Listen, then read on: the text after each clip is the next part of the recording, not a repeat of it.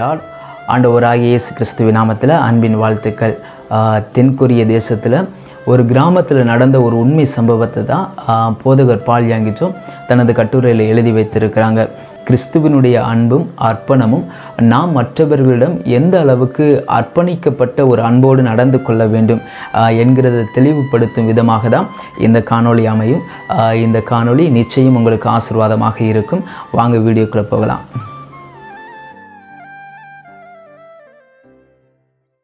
கொரியாவில் யுத்தம் நடந்தபோது பேறுகாலமான ஒரு ஸ்திரீ கணவன் இறந்த நிலைமையில் தன்னுடைய சொந்த ஊரை விட்டு விடுதலையுள்ள தேசமாக இருந்த தென் தேசத்தை நோக்கி ஓடினாள். அவளுக்கு எந்த தோழிகளும் இல்லை. குளிர்காலத்தில் உதவியற்ற நிலைமையில் தன்னந்தனியாய் நடந்து வந்தபோது திடீரென்று அவளுக்கு பிரசவ வலி ஏற்பட்டது. பக்கத்தில் உள்ள கிராமத்தில் கணவன் மனைவியாய் 2 மிஷனரிகள் ஊழியம் செய்வதை அவள் கேள்விப்பட்டாள். அங்கே சென்றால் ஏதாவது உதவி கிடைக்கும் என்று மிக ஆவலோடு அந்த கிராமத்தை நோக்கி தள்ளாடி வந்தாள். ஆனால் பிரசவ வேதனை மிகவும் அதிகமாகிவிட்டது. ஆகவே அவள் ஒரு பாலத்தின் கீழே தனிமையான நிலைமையில் பிரசவித்தாள். அது கடும் குளிரான நேரம். குழந்தை குளிரினால் நடுங்க ஆரம்பித்தது. குழந்தையை எப்படி குளிருக்கு தப்ப வைத்து வெப்பமாக வைத்திருப்பது என்று அவளுக்கு தெரியவில்லை. ஆகவே அவளுடைய சரீரத்தில் உள்ள துணிகளை எல்லாம் கழற்றி அந்த குழந்தையை சுற்றி போர்த்தினது மட்டுமல்லாமல் அந்த குழந்தையை தன்னுடைய மார்போடும் அணைத்து கொண்டாள். அடுத்த நாள் காலை வேளையில் அந்த கிராமத்தில் இருந்த மிஷனரி தம்பதிகள் அந்த பாலத்தின் வழியாக வந்தபோது குழந்தையின் அழுகுரல் கேட்டு ஒரு நிமிடம் நின்றார்கள். அவர்கள் அங்கே கண்ட காட்சி என்ன தெரியுமா? குழந்தை அழுது கொண்டே இருந்தது. அந்த குழந்தையின் அருகே குளிரில் விரைத்து போய் செத்து கிடந்த தாயின் நிர்வாணமான சரீரத்தை கண்டார்கள்.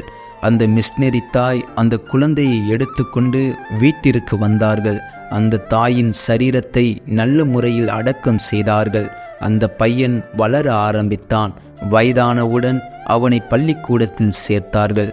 அந்த சிறுவன் மிஷனரிகளிடம் தன்னுடைய தாய் தகப்பனை குறித்து அடிக்கடி கேட்டுக்கொண்டே வந்தான்.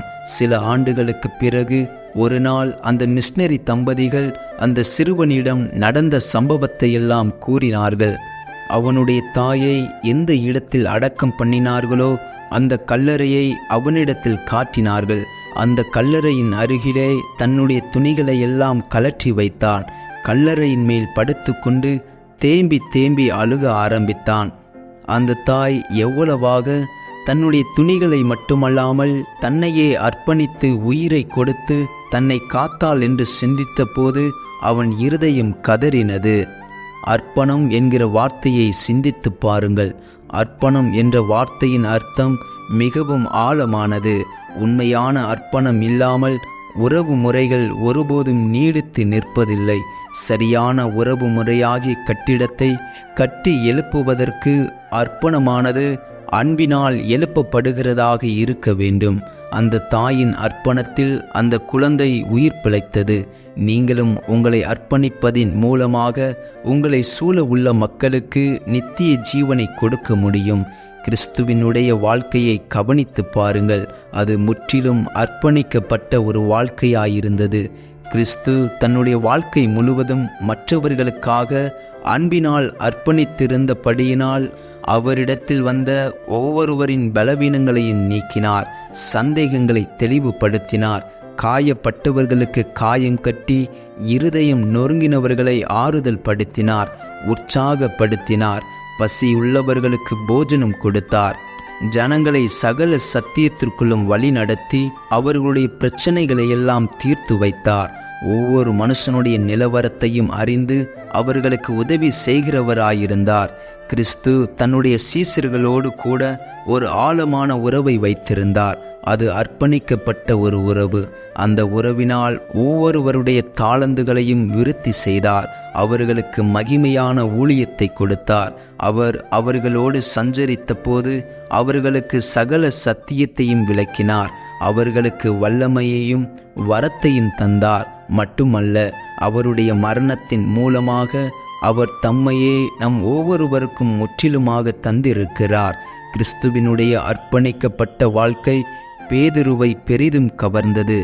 அந்த அப்போஸ்தலனாகிய பேதுரு தேவனையும் நம்முடைய கர்த்தராகிய இயேசுவையும் அறிகிற அறிவினால் உங்களுக்கு கிருபையும் சமாதானமும் பெருக கடவது.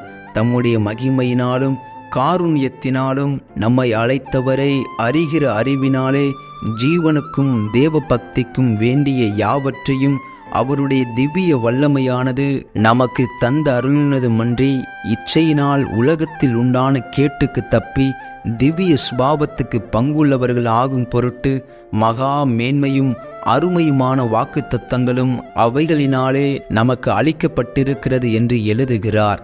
கிறிஸ்துவினுடைய அன்பும் அர்ப்பணிப்பும் நாம் மற்றவர்களிடம் எவ்வளவு அர்ப்பணிக்கப்பட்ட அன்போடு கூட நடந்து கொள்ள வேண்டுமென்பதை நமக்கு எடுத்து காட்டுகிறது. மற்றவர்கள் எந்த சூழ்நிலையில் இருந்தாலும் அவர்களை ஏற்றுக்கொண்டு அவர்களுக்கு அன்பு செலுத்த நாம் கடமைப்பட்டிருக்கிறோம். அவர்களோடு கூட உறவு வைத்து கொள்ளவும் அவர்களுடைய தேவைகளை சந்திக்கவும் அவர்களுக்கு உதவி செய்யவும் நாம் கடமைப்பட்டிருக்கிறோம். நமக்கு ஒரு அர்ப்பணிக்கும் தியாகம் தேவையாக இருக்கிறது என்பதை மறந்துவிடக்கூடாது. மட்டுமல்ல, ஒவ்வொரு அர்ப்பணிப்பிலும் தெய்வீக அன்பும் விளங்க வேண்டும். ஆமேன்.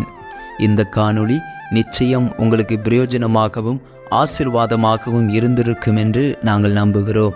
இந்த காணொளியை கேட்ட உங்களையும் உங்கள் குடும்பத்தையும் கர்த்தர் தாமே ஆசீர்வதிப்பாராக. ஆமேன்.